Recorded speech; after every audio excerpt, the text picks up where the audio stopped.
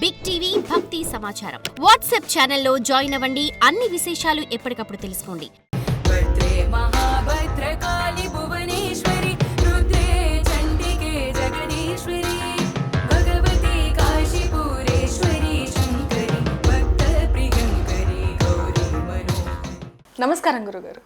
అఖండ లక్ష్మీ ప్రాప్తిరస్తు.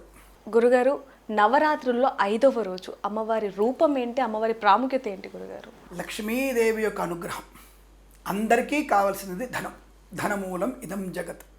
కాబట్టి అటువంటి ధనప్రాప్తి కొరకు మహాలక్ష్మి అమ్మవారిని మనం అవతారం అంటే 5వ రోజున మనం మహాలక్ష్మి, అందులో శుక్రవారం వచ్చింది మనకి.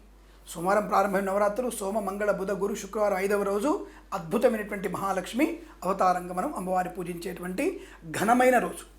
అందరికి ఇష్టమైన రోజు ఆ రోజు. సరస్వతి కొంతమందికి ఇష్టం, దుర్గా కొంతమందికి ఇష్టం, కానీ లక్ష్మీదేవి అందరికీ ఇష్టమైనటువంటిది. ఇంకా ధనమే కావాలి అందరికీ, డబ్బులు ఎంత ఉంటే అంత మంచిది. కానీ ఇక్కడ మహాలక్ష్మి అవతారం అంటే అందరూ అనుకునే డబ్బు కాదు. చాలామందికి విషయం తెలియదు. ఆనందం అని అర్థం. ఆనందాన్ని కలిగించేది.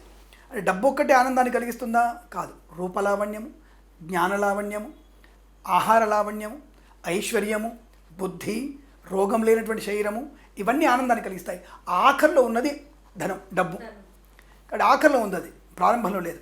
కాబట్టి ఆనందము కలిగించేటువంటి ఆనందమనే ఐశ్వర్యాన్ని కలిగించేటువంటి మహాలక్ష్మి రూపంలో చెప్పబడినటువంటిదే మనకి మహాలక్ష్మీదేవి యొక్క అలంకరణ, అమ్మవారి యొక్క ఈరోజు అవతారం చెప్పబడింది. అంటే సంపూర్ణమైనటువంటి కష్టంలో నుంచి విముక్తి కలగడానికి కొన్ని పనులు నిజంగానే ధనముతో అవుతాయి. ధనం లేకపోతే అవ్వదు. ఇప్పుడు మనం ఇది ప్రసారం చేయాలంటే కూడా పాపం కెమెరామెన్లకి డబ్బులు ఇవ్వాల్సిందే, యాంకర్కి డబ్బులు ఇవ్వాల్సిందే, గురువారికి డబ్బులు ఇవ్వాల్సిందే, కరెంటు ఖర్చుకి డబ్బులు ఇవ్వాల్సిందే. అంటే ఏదో ఖర్చు అవుతుందిగా, ధనం అనేది ఖర్చు అవుతుంది. కానీ ధనము లేకుండా పనులు అవ్వవు. ఇది మనం 10 మందికి ప్రసారం చేయాలంటే డబ్బు ఖర్చు అవుతుంది. ఆ డబ్బు ఖర్చు అయ్యే విషయంలో తప్పకుండా మనకి ప్రధానమైనదిగా చెప్పబడుతోంది. కానీ దానికంటే ముందు ఆనందం, ఈ సంకల్పం ఉంది కదా, ఇప్పుడు వెళ్ళాలి అటువంటి విషయాన్ని 10 మందికి చెప్పాలనేటువంటిది జ్ఞాన సంబంధమైనటువంటి అలంకరణ. వెళ్ళాలన్న ఆలోచన లోక కళ్యాణం కొరకు అనేటువంటి ఆలోచన. ఇలా ఒక్కొక్కటిగా మనం చూస్తే డబ్బు ఆఖరికి అవుతుంది. కాబట్టి ఎటువంటి డబ్బుకి ఆనందం సంబంధించినటువంటి మహాలక్ష్మి స్వరూపంగా మనం భావించి ఇటువంటి మహత్తరమైనటువంటి రోజున 10 మందికి పనికొచ్చేటువంటి భాగ్యాన్ని ఇవ్వడం కోసము, లోక కళ్యాణం కోసం వచ్చేటువంటిదే మహాలక్ష్మి అవతారం చెప్పబడుతోంది. ఈ రోజున మీరు అందరూ కూడా మహాలక్ష్మి అవతారాన్ని పూజ చేయండి. ముఖ్యంగా సువర్ణముతో అమ్మవారిని పూజించాలి. సువర్ణంతో అమ్మవారిని అంటే ఏమిటి? ఒక బంగారు రూపంలో సరే అమ్మవారిని పెట్టుకొని చిన్న అర్ధణ చిన్నటి దాని ఏమంటారు ఒక 1/2 గ్రాము 1/4 గ్రాములో అయినా సరే అమ్మవారిని చేసుకొని ఈ రోజు కనుక మీరు అమ్మవారికి కుంకుమార్తన సమయంలో ఎలాగైతే మీరు రోజు పెట్టుకున్నటువంటి విగ్రహం దగ్గర ఈ సువర్ణమైనటువంటి అమ్మవారిని పెట్టుకొని కనుక కుంకుమార్తన చేస్తే విశేషణ ఫలితాన్ని పొందుకునే అవకాశం ఖచ్చితంగా అంటే ఖచ్చితమైనటువంటి అనుకూలత ఉంటుంది. అంటే లేని వారు తెచ్చుకోలేకపోతే ఏమిటి పరిస్థితి? రూపాయి బిళ్ళ పెట్టండి. అది కూడా లేదు, ఒక రాగి బిళ్ళ పెట్టండి. ఇవాళ మనకి దొరుకుతుండే రాగి బిళ్ళలు, ఇంకా శ్రీచక్రం వేసి రాగి బిళ్ళలు ఇస్తుంటారు. అంటే మనకి అమ్మవారి గుడికి వెళ్ళినప్పుడు, బెజవాడ కానీ లేదా ఇంకేదన్నా మనకి అమ్మవారి ఉత్సవాల దగ్గరికి వెళ్ళినప్పుడు రాగి బిళ్ళలు ఇస్తారు. వెనకాల శ్రీచక్రం ఉంటుంది, ముందు లక్ష్మీ అవతారం ఉంటుంది. ఆ శ్రీచక్రం మీద కూడా మనం పూజ చేయొచ్చు.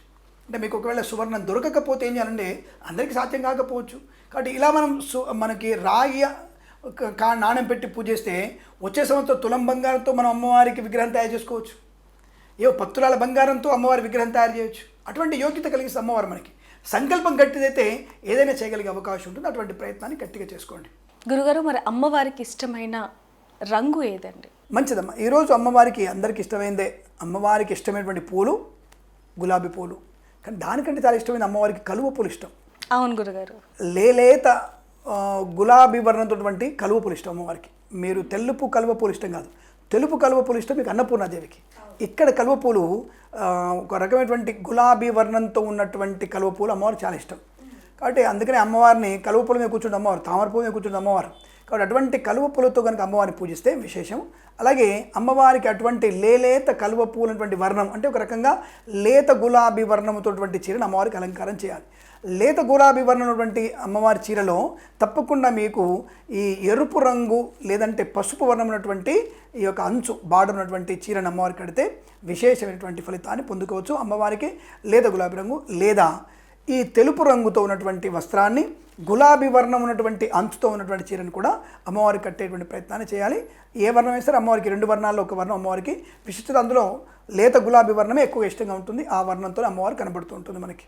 మరి గురుగారు, అమ్మవారికి ఎటువంటి ప్రసాదాలని నైవేద్యంగా పెట్టాలి అంటారు? సో ఈ ప్రసాదాల కంటే ముందు అమ్మవారిని పూజించే విధానంలో మీరు కలుపులు అని చెప్పాను నేను. కలుపులతో కాకుండా మీరు కుంకుమార్చన విశేషంగా చెప్పండి అమ్మవారికి. చాలా మంచి కుంకుమార్చన. అలాగే ఈరోజు మీరు క్షీరాభిషేకం, అమ్మవారికి చాలా ఇష్టం క్షీరాభిషేకం. ఈ పాలతో, ఆవు పాలతో అమ్మవారిని చాలా నిష్ఠగా అభిషేకం చేయాలి. శ్రీసూక్త విధానంగా పూజ చేసుకోవాలి. అంటే హిరణ్యవర్ణాం హరణీం సువర్ణరజస్రజాం చంద్రాం హిరణ్మయీం లక్ష్మీం జాతవేదో మమావ. అంటే బంగారు వర్ణంలో ఇక్కడ కనబడుతుంది అమ్మవారు మనకి. మిగతా వర్ణాల్లో అమ్మవారు అనేక రకాలు కనబడినా ఇక్కడ మాత్రం హిరణ్యవర్ణము అంటే బంగారపు వర్ణముతో కనబడుతుంది అమ్మవారు మనకి.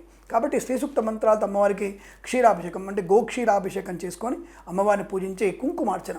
విశేషంగా ఈరోజు మీరు లలితానామం చెప్పుకోండి, లేదా లక్ష్మీ అష్టోత్తరం, ప్రకృతి నమః, వికృతి నమః, శ్రద్ధాయ నమః, విభూతి అనే మంత్రాలు చెప్పుకోండి. 2 మంత్రాలతో ఇచ్చిన అమ్మవారికి పూజ చేసి కలువ పూలతో పూజ చేయండి, లేదా తామర పూలతో పూజ చేయండి, లేదా గులాబీ పూలతో పూజ చేయండి. తప్పకుండా అమ్మవారి అనుగ్రహాన్ని పొందుకొని మీరు మంచి ఐశ్వర్యాన్ని పొందుకునేటువంటి అవకాశాలు బలంగా ఉంటాయి. తప్పకుండా ఈరోజు ఉదయాస్తమానం అంటే ఉదయం సాయంకాలం కూడా అమ్మవారికి విశేషంగా పూజలు చేసుకునే ప్రయత్నం చేస్తే శుభకరం, మంగళప్రదం, ధనయోగాన్ని పొందుకుంటారు మనకి. గురుగారు, చాలా వరకు మీరు ఇందాక అన్నారు కుంకుమార్చన కూడా చేసుకోవచ్చు అని చెప్పి. ఒకవేళ కుంకుమార్చన చేసుకొని లేని వాళ్ళు ఎవరైనా ఉంటే ఎలాంటి శ్లోకాలని పఠిస్తే మంచిది అంటారు? ఒకటి, అసలు కుంకుమార్చన చేయనటువంటి ఆడపిల్ల ఉండకపోవచ్చు. కాసింత కుంకుమ తెచ్చేసి అమ్మవారి మీద కాళ్ళెదర వేసుకున్న కుంకుమార్చన కిందకి వస్తుంది. కాబట్టి కుంకుమార్చన చేయలేనటువంటి వ్యక్తులు ఎవరు ఉండరు. అందరూ చేస్తారు, ఇంట్లో అయినా సరే చేసుకునే అవకాశం. అలా కూడా లేని పక్షంలో తప్పకుండా మీరు అమ్మవారి స్తోత్ర పారాయణం అనేది మీకు లక్ష్మీ అష్టోత్తరాన్ని, అలాగే గజలక్ష్మి స్తోత్రం ఉంటుంది, గజలక్ష్మి స్తోత్రాన్ని, ధాన్యలక్ష్మి స్తోత్రాన్ని, ధనలక్ష్మి స్తోత్రాన్ని, అందులో ముఖ్యంగా లక్ష్మీం క్షీర సముద్రాయతనయాం శ్రీరంగదామేశ్వరీం అనే శ్లోకాన్ని పాలన చేసుకున్న విశేషమైన ప్రతిఫలాన్ని పొందుకోవచ్చును. మరి గురుగారు, ఇందాక అనుకున్నట్టుగా మరి అమ్మవారికి ఎటువంటి ప్రసాదాలను నైవేద్యంగా పెట్టాలి అంటారు? అమ్మవారికి ఈరోజు కూడా తీపి పదార్థాలు ఎక్కువగా పెడతారు. కొంతమంది వచ్చేసి మనకి దాదాపుగా సగ్గుబియ్యం పాయసం పెడుతుంటారు. సగ్గుబియ్య పాయసం పెట్టడం ఒకటి, గోధుమ రవ్వ పాయసం ఒకటి, తప్పకుండా అంటే పాల మీగడతో చేసినటువంటి పాయసం ఏదైనా సరిపెట్టవచ్చును అమ్మవారికి. రెండవది, అమ్మవారికి గోవుపాదినటువంటి పాయసం కూడా అమ్మవారికి నివేదన చేయవచ్చును. గోధుమ పిష్టం అంటే గోధుమ రవ్వ కూడా అమ్మవారికి నివేదన చేయవచ్చును. అమ్మవారికి గారెలు మరియు బూరెలు అమ్మవారికి ఇష్టమైన పదార్థాలు. ఈ పదార్థాలు అమ్మవారికి నివేదన చేసి అమ్మవారి అనుగ్రహాన్ని పొందుకోవచ్చు. ధన్యవాదాలు గురుగారు. శుభమస్తు. అఖండ ఆయురారోగ్యైశ్వర్యాభివృద్ధిరస్తు. నమస్కారం. For more videos like this, subscribe Big TV channel.